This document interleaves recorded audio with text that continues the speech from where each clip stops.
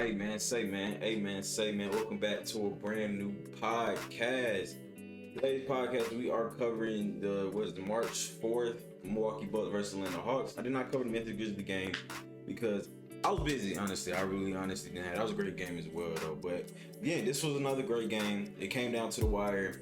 Hawks again messed up the lead. We was fighting the whole game though. We was fighting the whole game. It was a great game on both ends. I'm not even mad about the loss that we had today. I feel like we fought. That's one thing I've been noticing ever since the All-Star break. Yeah, we have lost some games, but we are fighting. This team is raunchy, is get at it. They get at it. And I just want to give these boys their flowers. Like I was one of the people that was like, I was really down on the Hawks with the trades they made. But honestly, even though I'm not gonna talk about the trades, but I feel like this team is really put together. They have more of an identity now. I feel like the identity of this team, which I'll get more into, we trying to force turnovers on defense. We may not be able to get stops. Well, honestly, but when they do run that lineup with Terrence Mann, Dyson Daniels, either double O, more guy will be in the lineup, or they would have like Zachary say or something like that. That more defensive lineup was still with the okay, no, it's usually Karis LeVert, Terrence Mann, Dyson Daniels, Zach. And then like either one of the bigs, when they have that, they can switch everything type lineup. That's when I feel like offensive wise, not always the best, but defensively wise, we go crazy. But anyway, make sure y'all follow me on social media. Make sure y'all stay in tune. I want to have chats. I want to have conversations about my mother freaking Hawks. Love them boys. Them boys may not be the best team in the world, but them boys be hooping. And if you got any comments, any polls, anything like that, make sure you send me on social media. Make sure you let me know if you want to be on the podcast, anything like that. But let's get the podcast started. Going over some of the major stats of the season. If you're on YouTube, you can see. But if not, you know, we had a 7-point lead, our biggest lead. The Bucks had an 8-point lead, their biggest lead. 26 lead change. I said this was a nail biter. This game was back and forth. We took their best punch. They took our best punch. 10 was the longest run. 17 times tied. 121 to 127. Milwaukee did biddies in the rebound battle, 51 to 47. We won assist battle. Of course, we got Mr. Trey, 33 to 27. 10 still was forcing a lot of some steals. The Milwaukee Bucks was doing on their own, but we did there's some turnovers, but we was forcing a lot of turnovers. But they also had 8. We had 6 blocks this game. Usually I'm down on Clint Capella, but Clint Capella, even though he still has some shots he missed around the rim, that just blows my mind. I don't understand how he missed, but he had some great clutch blocks, especially that last block he had. It was an amazing block at the end of the game that almost got us an extra possession, but it didn't come to fruition for us. But I feel like he had a solid defensive game. I mean, rebounding wise, Brook Lopez was out rebounding us just a little bit. He did get some offensive rebounds early in the game, but it wasn't too bad. We only had 11 turnovers, which is great. We shot 45% from the field. Milwaukee shot 51. You're not gonna really beat a lot of teams shooting. They shooting above 50, shooting below 40. We did shoot 39% from 3, and they shot 29%. Which Dame had some moments he was cooking, but he didn't hit in the eye. But then he came alive in the fourth quarter. We was getting cooked by KPJ, but I'll get to that. Free throw, they shot 78%. We shot 76%. We had 15 second chance points. They had 9. Atlanta had 60 points in the paint. Milwaukee had 54. And we had 28 fast break points. That's what I gotta clap it up for. Them boys, when they get turnover or they push the pace, we are, I think, the highest or the second highest NBA team in like possessions and pace. And we need to have that, especially when we need to push that ball, especially when like Dyson Daniels, Karis LeVert, and Terrence Mann in the game. They're constantly trying to push the pace. Dyson Daniels looking for that nice little floater that he has that I talked about before. Terrence Mann has been getting some like backdoor cuts. Karis LeVert came down on one play. I remember, I think it was either a steal or a rebound or a long rebound. He came down.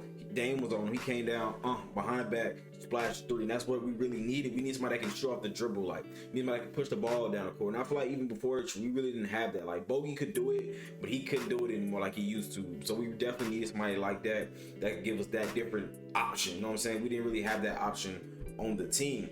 Looking just through some of the box score stats of us, I'm not really gonna get into Milwaukee, even though I am gonna shout out KPJ, Kevin Porter Jr. He basically kept him in the game in the fourth quarter, and Giannis and Dame was on the bench. He had like 10 or 12 in the fourth quarter. He was hooping. Kyle Kuzma has some good backdoors. He shot 7%, one of his best percentage games since he's been in Milwaukee. He had 17. Giannis, of course, had 26.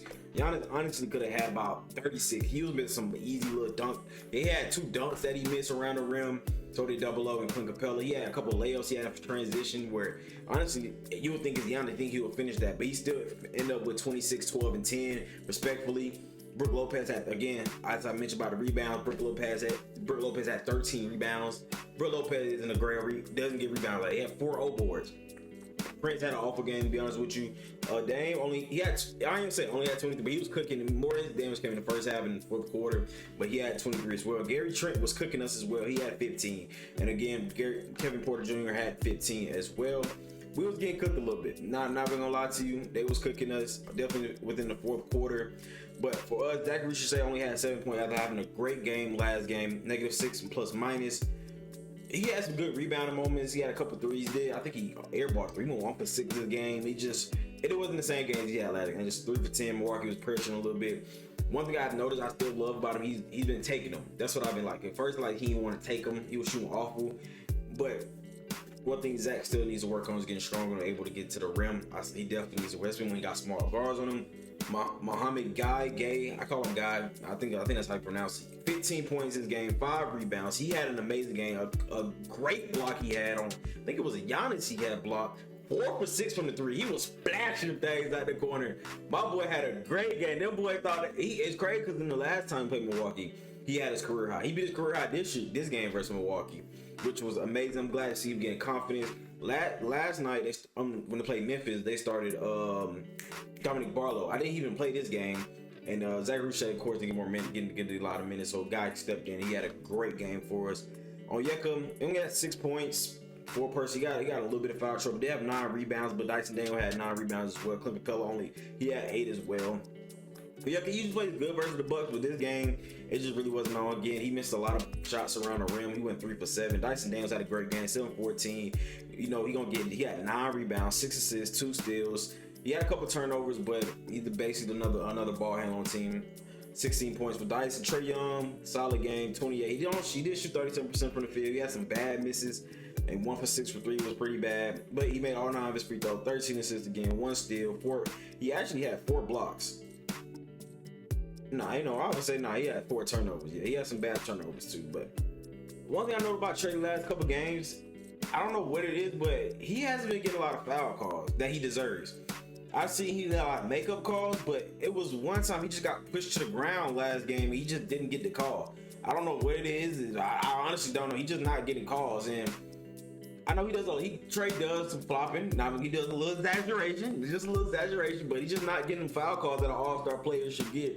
I don't think he's getting the calls. That's just somebody that's smaller than everyone else, and I feel like he should get more calls than what he does. But at the same time, he does do a little foul baiting. Can't even lie. Caris LeVert had another great game. His backdoor cut ability has been amazing for us. Another ball handler, another shooter for us.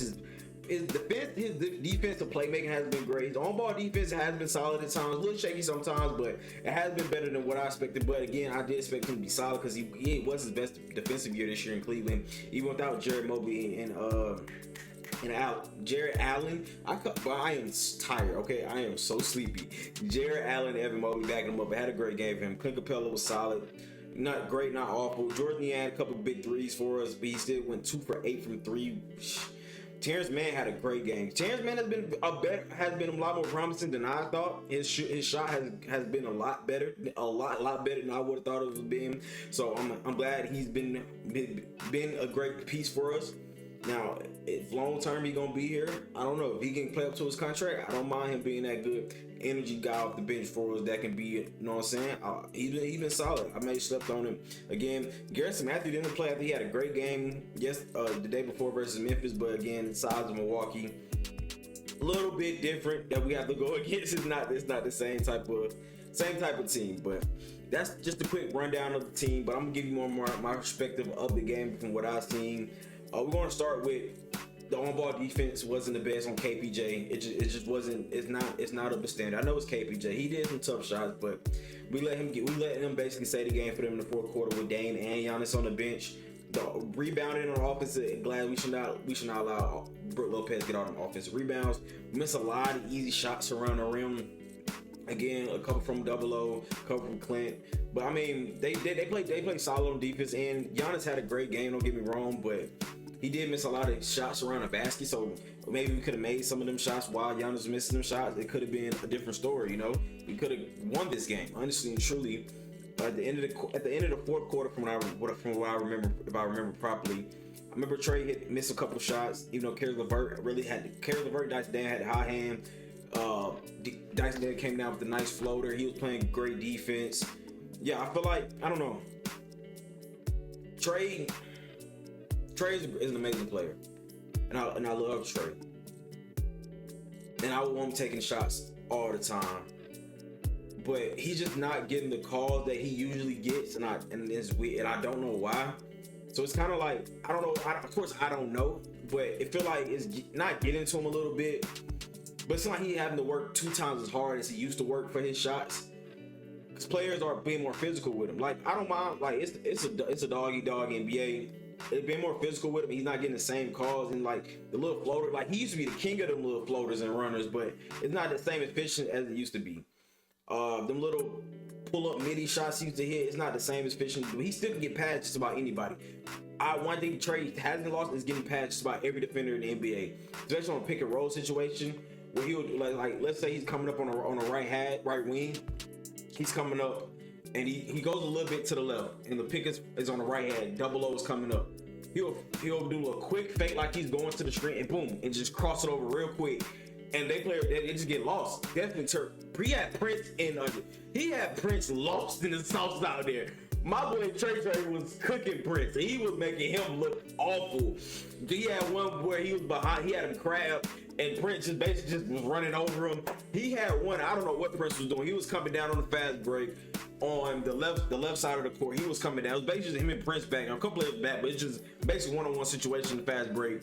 Trey was coming down. All Prince really had, he was behind him on his hip a little bit. All he had to do was put his hands up, or like, you know what I'm saying, try to contest with his hands. Prince, what, 6'7", 6'8", 6'9", with long wingspan. Just put your hands up. But he was trying to reach in, trying to get a quick steal. Like, bro, Trey just, you know what I'm saying, did what he had to do, get a quick foul off. I don't think he got an N1 off of it, but I know he got a foul off of it. So Prince was in the bag. But again, our defense, we did way better on fast break this game. I have been noticing the last couple games, our fast break defense haven't been that great. We did way better, again, forcing turnovers, getting people chests, especially again with that Dyson Daniels, Terrence Mann, Caris LeVert lineup with either Zach Richardson and Onyeka, or they'll have somebody, you know what I'm saying, Zach or Onyeka or Clint Capella, or in this case, Guy was having a great game. Having one of them out there with all that length and athleticism out there, getting in your chest, being surrounding players. Giannis was getting around. Again, they made it tough for Giannis. He was missing layups he usually don't miss, which that was amazing to see, that effort on the team, the effort on defensively. Even when Milwaukee made their little run against us, we came and fought back. That's one thing I have noticed about they're not giving up. Yes, I remember we blew that lead because I went to Orlando game and we blew that lead. We ended up beating Memphis. It was another game I think we blew the lead on. But I mean, that's like the Hawks. We blow leads, but they're fighting. They're not giving up. You know what I'm saying? They still crashing the glass. They still trying to force turnovers. They're still getting in people's chests. So that's why we're building an identity. And yeah, I know I'm not going to talk about Jalen Johnson stuff like that, but we're building up an identity of what this team could be. A team that get in your chest, a team that plays hard, a team that really tries to make things hard for you, because we don't have a defensive stalwart or point guard, so we need to work on other things. Our big man we have one big man who can switch everything, but not a paint bruiser and double O. King Capella ain't the same King Capella that it used to be, but we seen this game. He still can get shot. He still can make a difference. Yeah, he's not like a Brook Lopez, Victor Wembanyama like down there, or even a Rudy Gobert down there, but he still can make a difference. So, and his finishing isn't the best, but I very much like, especially out of this game, Caris LeVert and Terrence Mann. Dyson Daniels did Dyson Daniels things, but he kept us in the game with his floaters. I love it. I mean, he's not the best at finishing around the rim, but I love when he pushes the ball on the fast breaks. Like I mentioned about Caris LeVert earlier, I love when they push the ball on the fast break. Make the defense think. Make them, it's just not going to trade. I'm coming down here. I'm going full head of steam. I'm trying to get this layup at the rim. You know what I'm saying? Or kick it out on the back door, cut Terrence Mann on the reverse lay, or Caris LeVert in the reverse lay. Like, I love when them two is in the game, they pushing the ball down somebody's throat, because it makes them think. Now, if I'm Dyson Daniels, you know, Dyson, he come down floater, boom, runner, boom. I see a guard, I'm trying to go straight at his throat. If I see the big man dropping, boom. Or, you know what I'm saying? I love that. We definitely with Guy hitting threes like he was. Of course, he probably not going to go, 4 for 6, 4 for 7, 4 for 6, or whatever he went today. He's not going to do that every night, but it was solid to see him have that confidence. And even though Zach Richardson had a bad game, I still love to see the confidence that he had tonight. He still was putting up shots. He was still crashing the glass. He was still attacking. One thing I still want to see him get better at is getting a stronger handle, but I feel like that just comes with him being in the league more time. He's just not that strong right now, and that's okay.